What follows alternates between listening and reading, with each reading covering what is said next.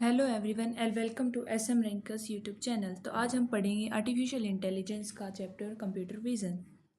तो आज तक हमने इसमें डेफिनेशंस पढ़ी हैं। पढ़ी हैं। कुछ हमने इसकी वर्किंग पढ़ी कंप्यूटर विज़न की और इसकी स्टेजेस के बारे में भी पढ़ा। तो आज हम इसकी एप्लीकेशंस देखेंगे। तो एप्लीकेशन मतलब इसके यूजेस क्या हैं। तो सबसे पहला यूज़ है इसका फेशियल रिकॉग्नाइजेशन। फेशियल रिकॉग्नाइजेशन मतलब कि जो पॉपुलर सोशल मीडिया प्लेटफॉर्म्स होते हैं like Facebook uses facial recognition to detect tag and users को टैग करने के लिए और डिटेक्ट करने के लिए हम फेशियल रिकॉग्नाइजेशन जैसी यूज़ करते हैं। तो वो किसके थ्रू होता है? कंप्यूटर विज़न के थ्रू। वो हमारी इमेज को डिटेक्ट कर लेता है। हेल्थ केयर में जैसे अगर कैंसरस ट्यूमर वगैरह है, इनको इवेलुएट करने में भी हमारा कंप्यूटर विज़न हेल्प करता है। कुछ एबनॉर्मेलिटीज़ हैं तो उसमें भी हेल्प करता है। ऑब्जेक्ट डिटेक्शन में भी हमारा कंप्यूटर विज़न हेल्प करता है। सेल्फ ड्राइविंग व्हीकल है, जैसे कि कोई भी एक कार है तो उसके साइड में कौन से व्हीकल आ रहे हैं, ये कंप्यूटर विज़न के थ्रू पता चल जाता है, जिससे कि वो रुके अगर कोई आ रहा है या कोई रेड लाइट वगैरह आई तो यूज़। तो ये लिखा है making senses of the surroundings bye capturing video from different angles around the car, detect other cars and object, read traffic signal, pedestrian paths. Next हमारा 3D model building. 3D model building मतलब कोई भी 3D model बनाना, जैसे कि robotics में, autonomous driving में, इनमें भी कंप्यूटर विज़न को यूज़ करते हैं। नेक्स्ट है मशीन इंस्पेक्शन।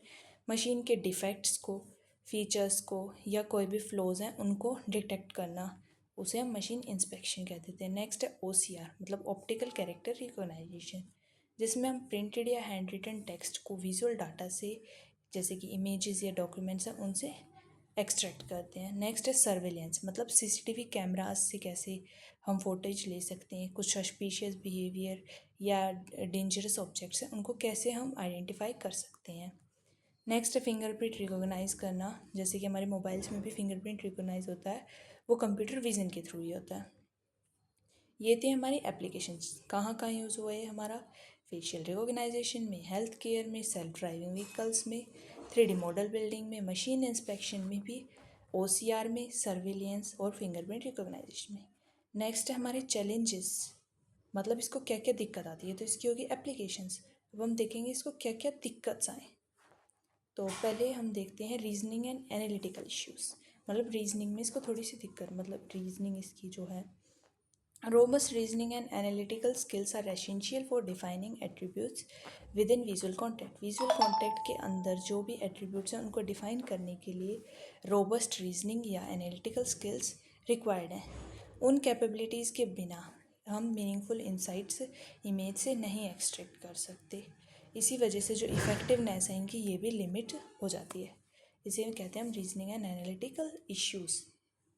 इस वजह से नेक्स्ट है इमेज एक्विजिशन। हमने देखा था इमेज एक्विजिशन मतलब इमेज को कैप्चर करना। अब हमें इमेज एक्विजिशन में भी डिफ़िकल्टी आती है इसके थ्रू। अभी किस किस पे डिपेंड करता है? वेरिएशंस पे, लाइटिंग, डल लाइट है या ब्राइट लाइट है, उस पर इमेज डिपेंड करती है। पर्सपेक्टिव पे या उसके स्केल्स पे। Understanding complex scenes with multiple objects and handling occlusion adds to the complexity. जो भी मतलब हमें इमेजेस हैं उनको मतलब मल्टीपल ऑब्जेक्ट्स के ओक्लूजन के साथ अगर हमें हैंडल करना है तो वो थोड़ा सा हमारा कॉम्प्लेक्स और बना देती है। इसी वजह से इमेज एक्विजिशन में भी डिफ़िकल्टी आती है, जैसे कि लाइट में या हमारा और कोई हाई रेजोल्यूशन का डिवाइस है नहीं है उस पर भी। नेक्स्ट आता है हमारा प्राइवेसी एंड सिक्योरिटी कंसर्न्स, मतलब लॉक, जैसे कि मोबाइल के लॉक्स वगैरह, ऐसे ही हमारे प्राइवेसी एंड सिक्योरिटी कंसर्न में दिक्कत होती है। जैसे कि टेक्नोलॉजी है like facial recognization and detection prompt ethical dilemmas regarding privacy and security. जो फेशियल रिकॉग्नाइज जैसे टेक्नोलॉजी है, डिटेक्शन जैसी, ये थोड़ा सा ज़्यादा डायलेमा देती है हमें प्राइवेसी और सिक्योरिटी में। क्योंकि हमारे इनसे थोड़ी सी डाटा वो हो सकता है, रिलीज़ हो सकता है, तो ये हमारे सिक्योरिटी कंसर्न में थोड़ा सा अफेक्ट करती है, इसलिए इसके सिक्योरिटी कंसर्न्स हैं।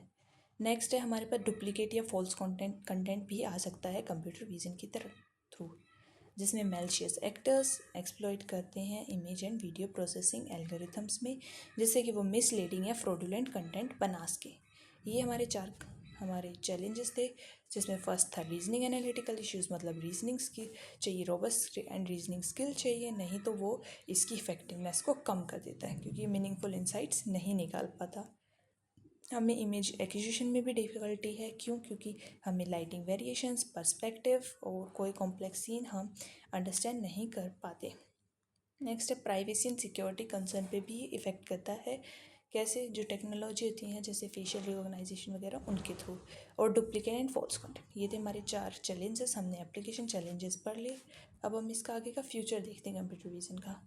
कंप्यूटर विज़न के फ्यूचर, तो once over the years computer vision has evolve from basic image processing task to complex system capable of understanding and interpreting visual data with human like precision.